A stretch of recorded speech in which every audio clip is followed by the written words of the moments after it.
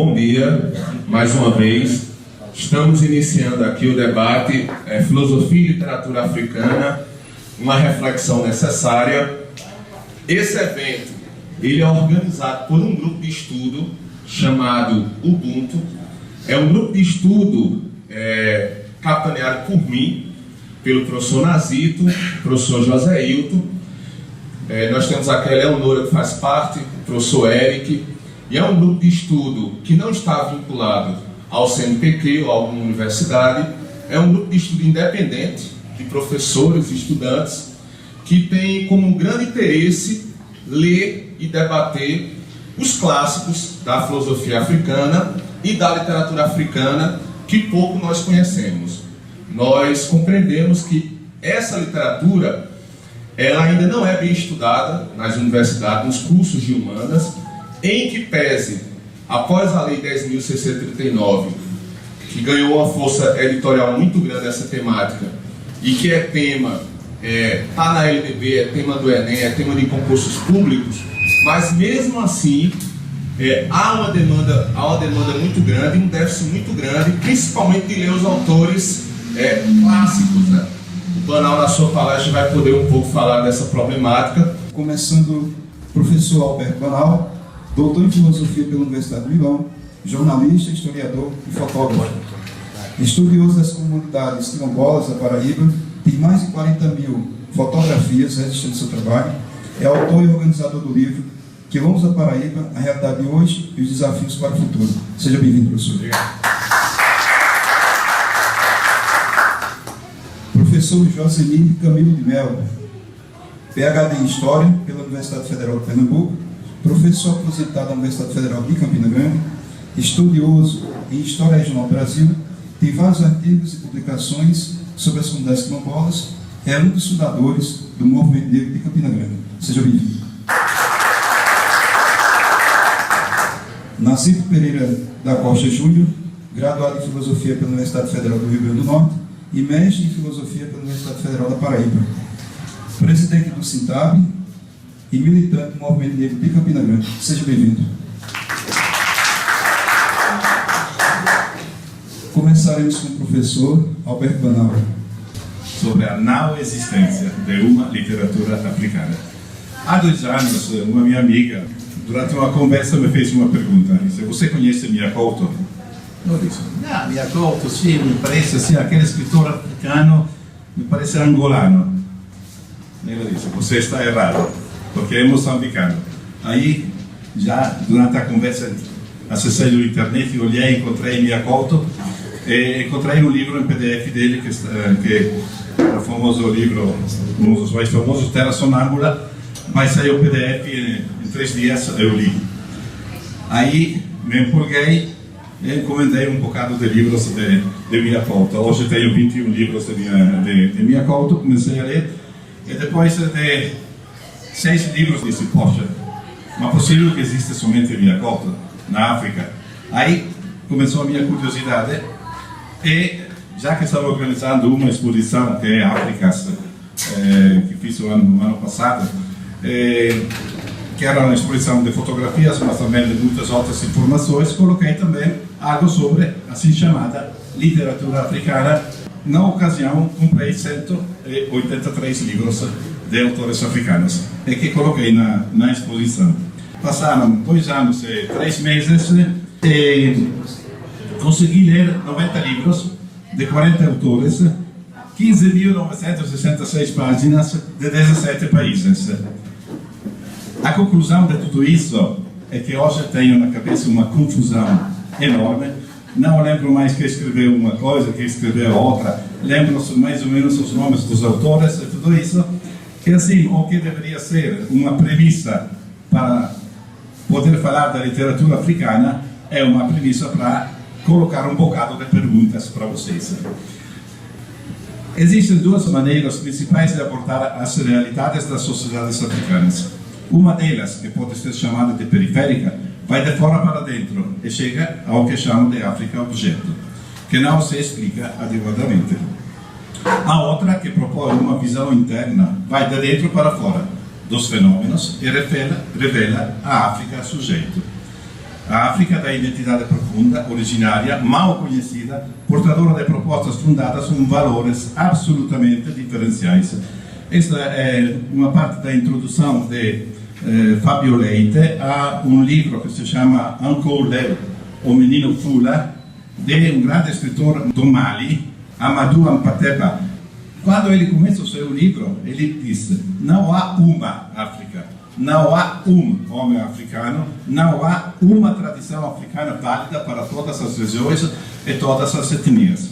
Claro, existem grandes constantes, a presença do sagrado em todas as coisas, a relação entre os mundos visível e invisível, entre os vivos e os mortos, o sentido comunitário, o respeito religioso pela mãe, etc. Mas também há numerosas diferenças, deuses, símbolos sagrados, proibições religiosas e costumes sociais delas resultantes variam de uma região a outra, de uma etnia a outra, às vezes de aldeia para aldeia. Para deixar vestígios de sua literatura, a África foi forçada a passar do oral para a fase escrita. O estímulo à literatura escrita foi imposto pela coabitação com os colonizadores europeus, e na maioria dos casos ocorreu com o uso das línguas dos dominadores, como inglês, francês e português. Ainda hoje falamos de literatura africana lusófona, anglófona e francófona. Quem escrevia em uma língua africana o fazia apenas por uma pequena minoria. Os temas e o estilo desta literatura variam do período colonial ao período das independências e pós-coloniais. Neste tempo, produziu-se uma mutação tanto na inovação linguística como na produção de significado através de 3 gerações de escritores. A primeira geração. O quadro histórico e ideológico da primeira geração, anos 30 e 40 do século passado, conhecido como o da negritude, representa a reação à missão civilizatória dos 3M, mercadores, missionários, militares. E a literatura assim chamada colonial. A literatura colonial seria aquela em que o homem negro aparece como que por acidente.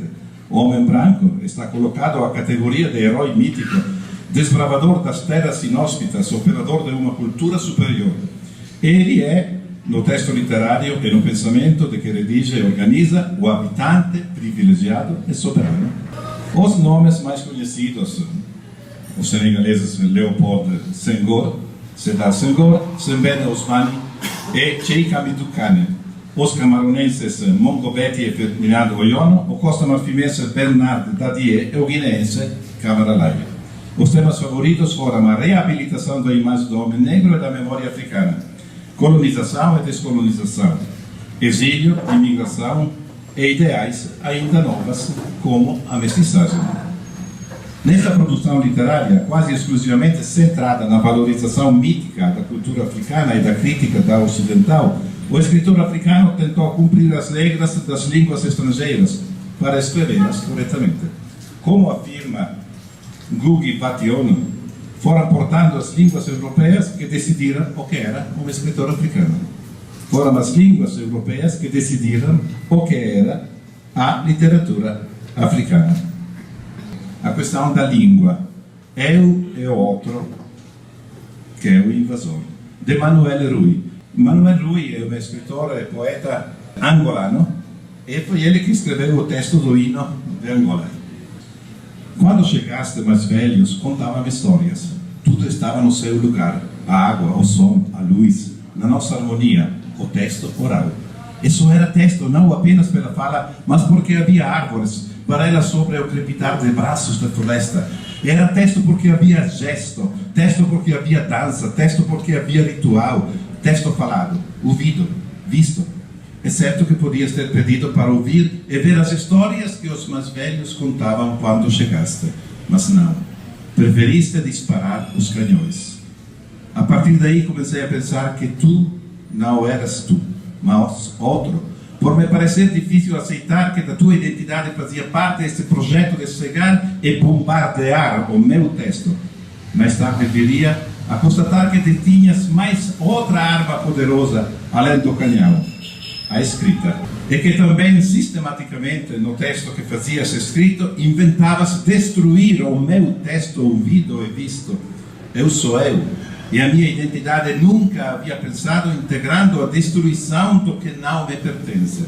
Mas agora sinto vontade de me apoderar do teu canhão, desmontá-lo peça a peça, refazê-lo, disparar, não contra o teu texto, não na intenção de o liquidar, mas para exterminar dele a parte que me agride. Afinal, assim identificando-me sempre eu, até posso ajudar-te à busca de uma identidade em que sejas tu quando eu te olho, em vez de seres o outro. Mas para fazer isso, eu tenho que transformar e transformar-me. Assim, na minha oratura, para além das histórias antigas, na memória do tempo, eu vou passar a incluir-te. Vou inventar novas histórias. E agora, o meu texto, se ele trouxe a escrita, o meu texto tem que se manter assim, oratorizado e oratorizante. Se eu perco a cosmicidade do rito, perco a luta. Não tinha reparado. Afinal, isso é uma luta. Eu não posso retirar do meu texto a arma principal, a identidade. Se eu fizer, deixo de ser eu e fico outro. Aliás, como o outro quer. Então, vou preservar o meu texto, engrossá-lo mais ainda de cantos guerreiros. Mas a escrita, finalmente, apodero-me dela. E agora, vou passar o meu texto oral para a escrita? Não. É que a partir do movimento em que eu o transferi para o espaço da folha branca, ele quase morre. Não tem árvores, não tem ritual, não tem as crianças sentadas segundo o quadro comunitário estabelecido. Não tem som, não tem dança, não tem braços, não tem olhos, não tem bocas. O texto são bocas negras, na escrita quase redundam no mutismo sobre a folha branca. O texto oral tem vezes que só pode ser falado por algum de nós. E a palavra que só algum de nós pode ouvir. No texto escrito posso liquidar este código aglutinador. Outra arma secreta para combater o outro e impedir que ele me descodifique para depois me destruir. Como escrever a história, o poema, o provérbio sobre a folha branca, saltando pura e simplesmente da fala para a escrita e submetendo-me ao rigor do código que a escrita já comporta. Isso não. No texto oral já disse, não o toco e não o deixo minar pela escrita, arma que eu conquistei a outro. Não posso matar o meu texto como a arma do outro. Vou minar a arma do outro com todos os elementos possíveis no meu texto. Invento outro texto, interfiro, desescrevo para que conquiste a partir do instrumento de escrita um texto escrito meu, da minha identidade. Os personagens do meu texto tendem a se movimentar como no outro texto inicial, tendem a cantar, dançar. Em suma, temos de ser nós mesmos. Assim, reforço a identidade com a literatura. Só que agora, porque o meu espaço e tempo foi agredido para depender por vezes, dessituo do espaço e tempo o tempo mais total. O mundo não sou eu sou. O mundo somos nós e os outros. E quando a minha literatura transborda a minha identidade, é arma de luta e deve ser ação de interferir no mundo total para que se conquiste então o mundo universal. Escrever então é viver, escrever assim é lutar. Literatura e identidade, princípio e fim, transformador, dinâmico, nunca estático, para que além da defesa de mim, me reconheça sempre que sou eu, a partir de nós, também para a desalienação do outro, até que um dia virá os portos do mundo sejam portos de todo o mundo.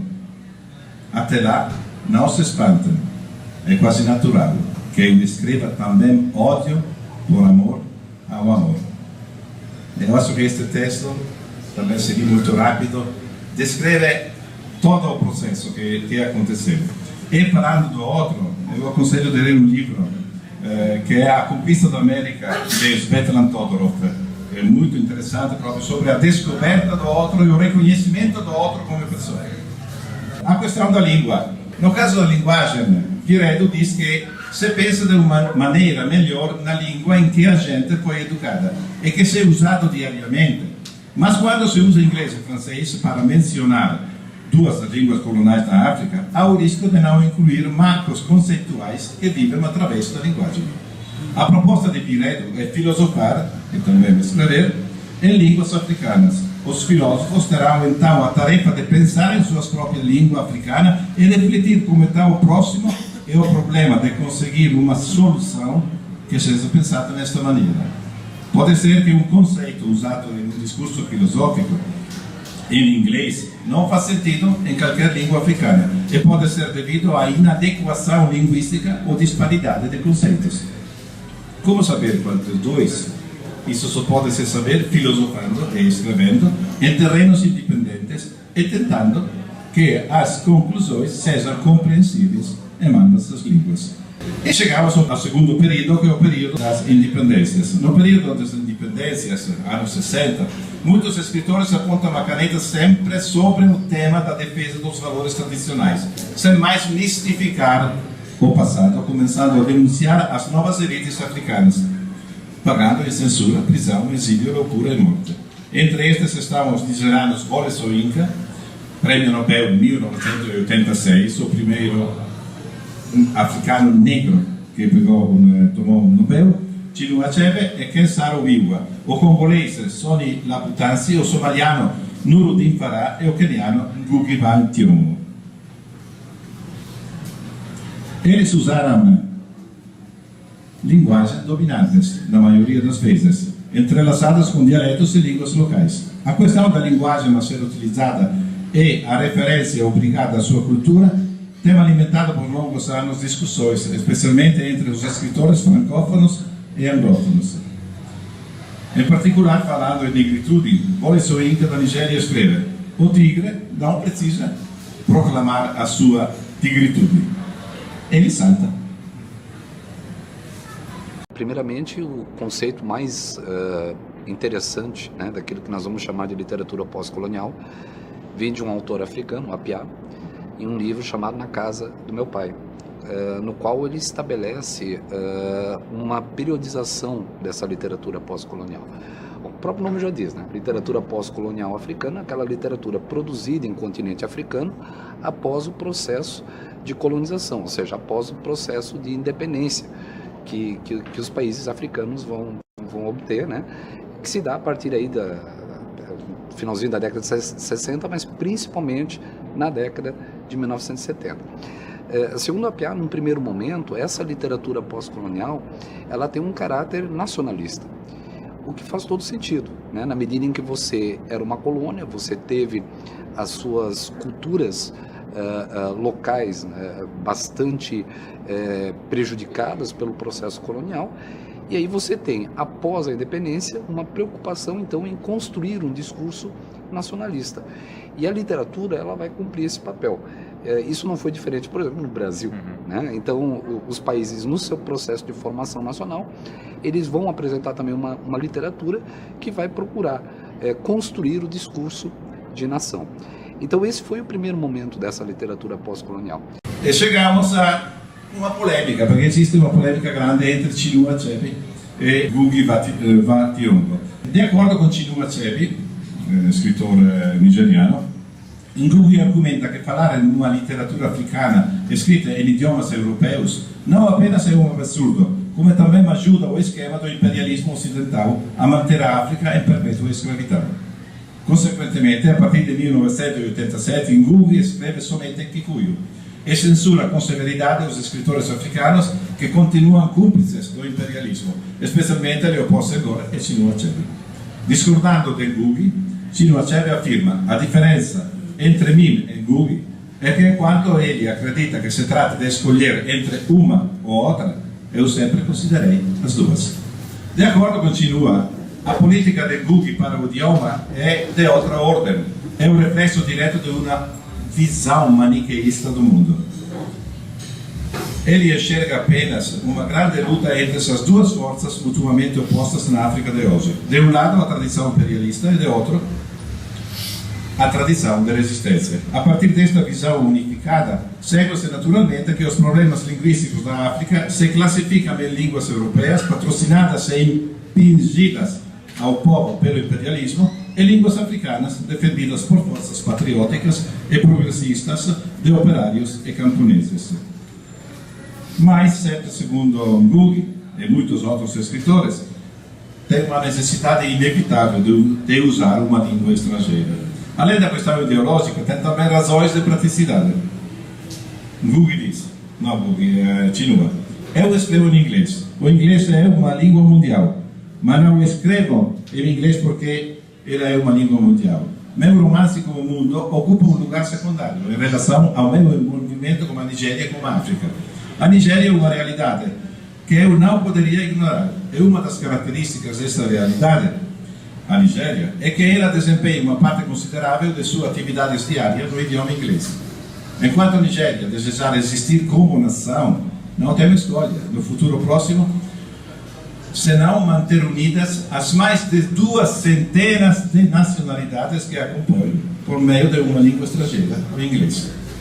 É só em inglês que eu posso falar com meus compatriotas nigerianos, rompendo 200 fronteiras linguísticas. Parece então que o culpado pela dificuldade linguística na África não é o imperialismo, como Ngugi quer nos fazer crer, e sim o pluralismo linguístico dos modernos estados africanos. Isso explica, sem dúvida, o estranho fato de que os países marxistas da África, ou ex-marxistas sobretudo, como exceção da Etiópia, foram os que se mostraram mais prontos a adotar o idioma de seus ex-senhores coloniais. Angola, Moçambique, Guiné-Bissau, Burkina Faso, cujo ministro da Cultura disse certa vez que a existência de 60 grupos étnicos no seu país poderia significar 60 nacionalidades diferentes. E aí é só para mostrar os vários grupos linguísticos. Existem mais de 2.000 grupos etnolinguísticos na África, 2.000 línguas diferentes.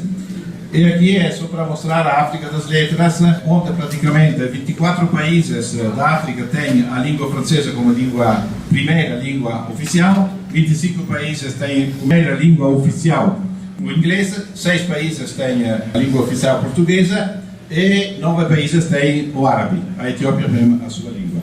E depois tem países como Zimbábue que têm 16 línguas oficiais. Me acordo, a maior parte dos moçambicanos são bilíngues, ele afirma, alguns trilíngues. E isso é uma vantagem, não é um problema. A política de Moçambique é a de adoção, divulgação do português como uma língua nacional, como a língua das várias nações de Moçambique. E não existe nenhuma dúvida sobre o português como uma língua do presente e do futuro de Moçambique. Ela, no fundo, define a nacionalidade moçambicana, quer dizer, não é ainda a língua de Moçambique, mas é a língua desse projeto de nação que vai ser o Moçambique. Você é um escritor de língua portuguesa, e o português em Moçambique é a língua oficial, mas é uma língua minoritária. Você trafega nas outras línguas, nas línguas orais ou não? Bom, o português é uma língua minoritária, sim, mas é uma das línguas mais faladas no país. Quer dizer, é a única língua que atravessa o país inteiro e o número de falantes é um número que digamos assim, que cresce de uma maneira quase geométrica, não é? Até preocupante porque ele cresce em cima das outras línguas, que são línguas de raiz africana. Portanto, não conheço nenhum outro escritor em Moçambique que não escreva em português. Todos escrevemos em português e eu acho que quase todos são de língua materna portuguesa, não é? Mesmo sendo de outra origem social, racial, etc., o português é a moradia dessa gente que escreve. O perigo de uma história única.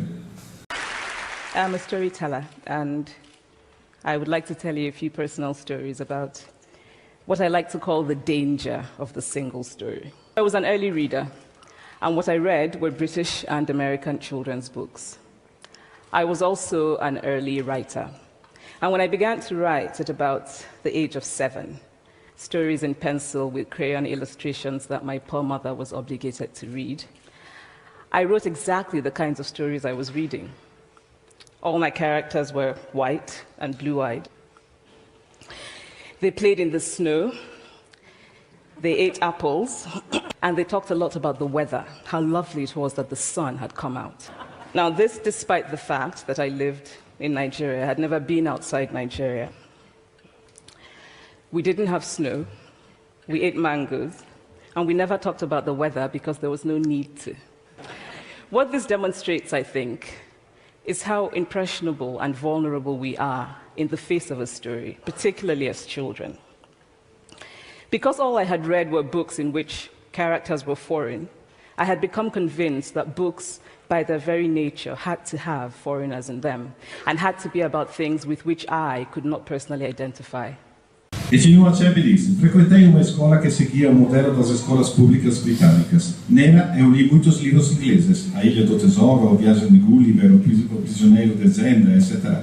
Mas também encontrei Rider Haggard, John Buchan e os seus livros, entre aspas, africanos. A África era um enigma para mim. Eu não me via como africano naqueles livros. Eu me colocava do lado dos brancos, contra os selvagens. O homem branco era bom, era razoável, inteligente e corajoso. Os selvagens que eu combatia eram sinistros e estúpidos, no máximo astuciosos. Eu os odiava profundamente. Mas chegou agora, a hora em que alcancei a idade apropriada e percebi que esses escritores tinham me enganado direitinho. O dia em que percebi isso foi o dia em que eu disse não. O dia em que percebi que as histórias nem sempre são inocentes, que elas podem ser usadas para colocar você no grupo errado, ao lado do homem que chegou para arrancar de vocês todas as suas posses. E falando em desapropriação, o que dizer da própria língua? Será que escrever na língua do meu colonizador não equivale a consentir a suprema expoliação? Quando entrei nessa escola que seguia o molde das escolas públicas britânicas, não foi só a literatura inglesa que encontrei aí. Também entrei em contato pela primeira vez na minha vida com um grande número de meninos da minha idade que não falavam minha língua, o Igbo. Eles não eram estrangeiros, mas outros jovens nigerianos. Mas para nos entender, tínhamos que deixar de lado nossas línguas, diversas línguas maternas, e nos comunicar na língua dos nossos colonizadores. A verdade é que optamos pelo inglês não porque os britânicos assim desejaram, mas porque, tendo aceitado tacitamente as novas nacionalidades impostas sobre nós pelo colonialismo, necessitávamos do seu idioma para fazer nossos negócios, inclusive para derrubar o próprio colonialismo quando chegasse a hora. A nova literatura africana, assim como a velha, está ciente das possibilidades de que dispõe para celebrar a humanidade no nosso continente. Também está ciente de que nosso mundo contemporâneo interage cada vez mais estreitamente com os diversos mundos dos outros. Pois, como outro personagem de aventura ambígua diz a um francês: não tivemos o mesmo passado, nós e vocês, mas teremos rigorosamente o mesmo futuro. A era dos destinos separados se acabou. Se o encontro das histórias separadas terá lugar em um grande e harmonioso espaço, ou se será eivada da amargura e hostilidade, tudo vai depender de aprendermos a reconhecer a presença um do outro e estarmos prontos para conceber respeito humano a todos os povos. Mas agora vou dar um exemplo muito simples do que significa usar línguas estrangeiras que podem ser compreendidas por a maioria das pessoas, ou usar simplesmente uma língua africana e os limites que ela põe. Por exemplo, se nós nos comunicar com o mundo, eu peguei uma palavra e traduzi em várias línguas. Em africano, a língua dos colonizadores da África do Sul, os holandeses primeiros, Buite. Em Swahili, a língua sobretudo da Tanzânia, do Quênia, Nje. Em Malgache, Ivelani. Em árabe, peço desculpa, não lembro mais como se lê. Em Kikongo, Cachaci. Mas se nós vamos usar uma língua dos colonizadores, uma língua europeia, por exemplo, português, todo mundo vai entender. Fora Temer. Tudo isso significa fora Temer. Mas, se a gente ficava aí, ninguém de você podia entender. E agora, todos juntos, fora Temer.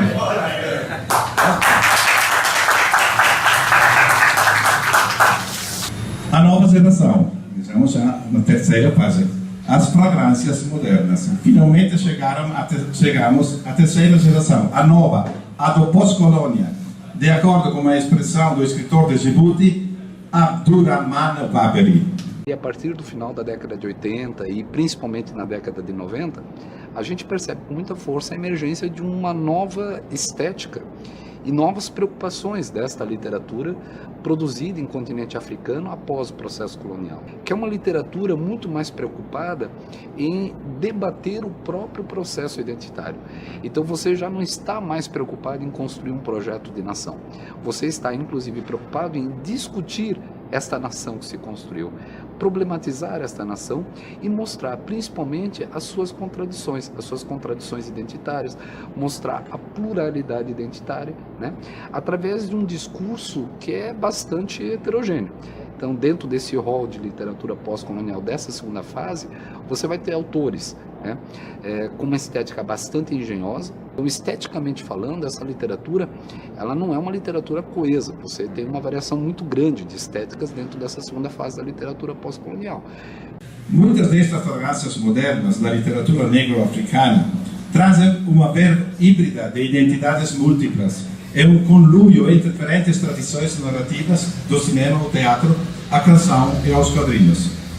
Tem muitos nomes: os nigerianos Bemoki, os togoleses Kossi Efui, Kanye Alem, Samitak, o beninense Florent Kouwazotti, o djiboutiense Abdurrahman Babri, o malgache Jean-Luc Rarimanana, os congoleses Daniel Biaouna, Alam Makambu, os ugandeses Mosso Zekawe, os camaronenses Jean Roger Essumba. Eu não sei porquê, mas quase nenhuma tradução desses autores, que são entre os mais importantes, existe no Brasil. Parece que tem uma visão limitada dos editores, também das universidades. Vou fazer só um exemplo. Kossi Efui enfatiza: eles exigem ser percebidos como singularidade e não representantes de uma estética coletiva ligada à sua origem ou sua história. Rejeitam o rótulo de escritor africano. Somos apenas escritores. Ponto. Eles se recusam a tratar o seu trabalho em esquemas identitários. Eles apontam para o universal. Para expressar melhor, o togolese Kangui Allen faz a sua fórmula de português Miguel Torga. O universal é o lugar sem as paredes. Uma questão legítima nesta era de globalização. Como eles, a literatura africana quer se assumir como literatura, tout court, pura e simplesmente. Nesta nova geração, o tema da identidade torna-se mais complexo com o surgimento do tema da adolescência, bem como o permanente do exílio. A afirmação da escrita feminina. Muitas vezes esquecemos que tem uma amplíssima literatura feminina nos vários países africanos. A nigeriana Buchi Emecheta, a botsuana Pessiede, a senegalesa Kadisila, Nafissatou Dia Diouf, as camaronenses Caliste Beyara e Beruere Liking, a ganesa Amata Aidou, a franco-camerunense Nathalie Toki, a nigeriana Chimamanda Ngozi Adichie, claramente famosíssima. Elas enfrentam as condições das mulheres hoje e a necessidade de sua libertação na sociedade masculina africana.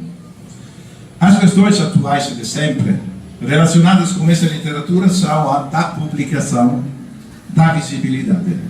Os autores africanos são marginalizados pela crítica e pelas instituições e afastam-se dos leitores africanos. Estão mudando claramente algo. A grande maioria dos seus leitores estão localizados no mundo do norte, onde as condições econômicas permitem o acesso às obras. Nestas condições, o autor negro africano é praticamente obrigado a adaptar sua produção às necessidades dos leitores ocidentais, definidos por Mamadou Kane, seu público da razão. Se ele escrevesse somente para o seu público do coração, ele condenaria à morte o seu trabalho. Na medida em que os países em desenvolvimento ainda não são terra férteis para a edição e para a difusão, tanto para o alto grau de analfabetismo quanto para o baixo poder aquisitivo. O risco é da produção de obras formatadas exclusivamente para o público ocidental. Miyakoto afirmava em entrevista que publicar e vender 1000 livros em Moçambique é já um grande sucesso editorial.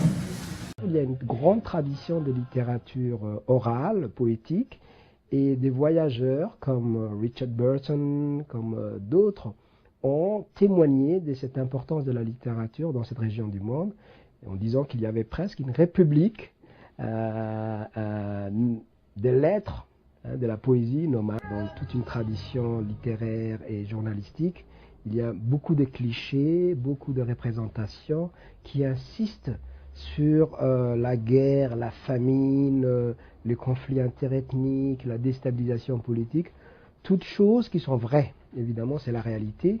Et les artistes n'inventent pas le monde, ils répercutent le monde tel qu'il est. Donc le rôle des artistes comme moi-même, ou comme mon grand frère somalien Noureddin Farah, qui est très connu mondialement, nous avons un peu la tâche aussi de montrer les choses les plus intéressantes, les plus belles, les plus mystérieuses aussi.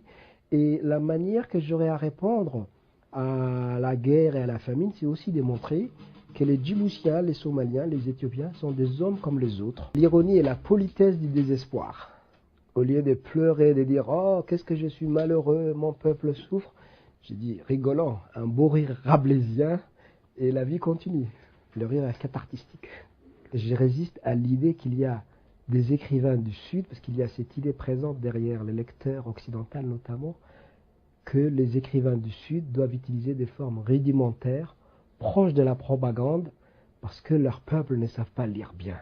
Et donc ils ne doivent pas aller vers les formes compliquées, parce que ce n'est pas la tradition d'avoir un Africain qui lit Faulkner ou qui lit Joyce. C'est pas leur tradition. Et on devrait faire des travaux plus rudimentaires, plus élémentaires, plus politiques. Donc j'ai resté à cette idée-là et j'ai dit, je vais prendre Faulkner, je vais prendre Joyce, je vais prendre Guimarães. Après avoir produit une première partie de mon travail sur Djibouti, aujourd'hui je me considère comme un écrivain du monde, d'Afrique et du reste du monde, et j'écris sur le Rwanda, sur la France. Donc je suis à la fois écrivain de Djibouti et écrivain du monde. Eu penso que a escrita, acima de tudo, é espaço de liberdade. Aquilo que eu gosto, aquilo que me agrada, que me desagrada, enfim, o meu sentimento eu expresso na escrita. Com o tempo fui percebendo que a escrita é espaço para negociar a minha própria identidade. Quem eu sou, o que faço, quais são os meus sonhos, como é que eu sonho o meu país, a minha família e o mundo que gostaria de ver construído. Sobretudo uma outra cobrança, que é a cobrança de ser africano e, digamos, e dar provas da autenticidade, que é uma coisa que ainda é pior do que aquilo que referiu. Mas isso é uma cobrança que vem sobretudo de fora, que depois nós assimilamos. Quer dizer, o escritor africano tem que provar que é africano em primeiro lugar. Agora há uma geração nova que se libertou, quer ser escritor, não quer ser um escritor africano, quer ser escritor ponto, e ter só essa obrigação de criar e poder fazer isso sem fronteiras. Não é? A negritude trouxe o mundo negro para dentro do campo literário francês. A africanidade e o mundo francês não são hoje os únicos horizontes da nova geração de escritores francófonos em busca da universalidade. Os anglófonos e lusófonos, que nunca cederam verdadeiramente à tentação de romantização da África, como fizeram os poetas da negritude, definem-se por uma constante problematização da origem e por sua descrição espontânea e um horror de literatura sem fronteiras. A nova geração de romancistas vai ainda mais longe, negando-se a limitar-se aos assuntos africanos. Eles reivindicam a liberdade de escrever como autor e de escrever suas obras em filiações seletivas que desprezam a origem. Buscam ser universais e afirmam que a literatura africana não existe. Alain Mabankou, grande escritor congolês. É espantoso como os escritores africanos desde a década de 1920 escreviam em francês, eram publicados na França, mas não eram lidos. Os editores franceses esperavam por uma literatura exótica, caricata. A África não é barbárie, não são os antropófagos, não existem só os pigmeus. Eu nunca vi um pigmeu. Na África existem também pessoas que amam e falam de seus amores. Existe poesia, existe música. A literatura africana é a recusa deste preconceito. E acredito que a literatura africana nasceu porque os africanos recusaram o retrato que os europeus queriam fazer deles. Hoje, os escritores africanos podem escrever sobre a beleza, sobre as flores. Quando eu quero falar de guerra, eu falo de guerra como se deve. Não vou falar apenas para ser lido. E talvez a melhor maneira de conhecer a África é pelos romances que nós escrevemos. Estou chegando ao fim. Aí seria toda a história da literatura africana de língua portuguesa. Eu nem vou falar disso, coloquei só algum nome só para colocar, que todo mundo não conhece. E também muitos escritores na África do Sul. Temos 2 prêmios Nobel, que são Nadine Gordimer e John Maxwell Coetzee. E temos escritores de países árabes que escrevem em língua árabe, em Marrocos e sobretudo no Egito, onde temos Naguib Mahfouz, prêmio Nobel, 1988. Now, things changed when I discovered African books. But because of writers like Chinua Achebe and Kamara Laye, I went through a mental shift in my perception of literature. I realized that people like me, girls with skin the color of chocolate, whose kinky hair could not form ponytails, could also exist in literature. I started to write about things I recognized. So what the discovery of African writers did for me was this. It saved me from having a single story. The single story creates stereotypes. And the problem with stereotypes is not that they are untrue, but that they are incomplete. They make one story become the only story. I would like to end with this thought, that when we reject the single story, when we realize that there is never a single story about any place, we regain a kind of paradise. Thank you. Claramente não chegamos ao paraíso, mas chegamos à conclusão. Os problemas iniciaram com o título atribuído a esta mesa redonda: Filosofia e Literatura Africana, uma reflexão necessária. Não podemos falar de literatura africana, nem de literatura africana lusófona, ou francófona, ou anglófona, e nem de literaturas africanas. No máximo podemos falar de literatura angolana, moçambicana, nigeriana, queniana, congolesa e assim por diante. Na verdade, eu acho que consegui colocar mais perguntas do que respostas. Pois é. O fato é, depois de tanto ler e pesquisar, tudo foi se amontoando no meu cérebro, numa algazarra espantosa, ao ponto que precisaria algo ou alguém para colocar um pouco de ordem. Uma espécie de reencarnação da senhora Darling, do famoso romance Peter Pan, a qual achava necessário organizar as mentes de seus filhos. À noite, esperava seus filhos irem dormir para remexer suas mentes e arrumar tudo para a manhã seguinte, recolocando nos locais certos os diversos itens que saíram do lugar ao longo do dia, igualzinho a arrumar gavetas. Eu penso que no meu cérebro deveria trabalhar muitos e muitos meses, mas uma coisa ela conseguiu colocar em ordem. O título: sobre as literaturas dos 55 países africanos. Não é que eu vou fazer a palestra, já fiz, acabei.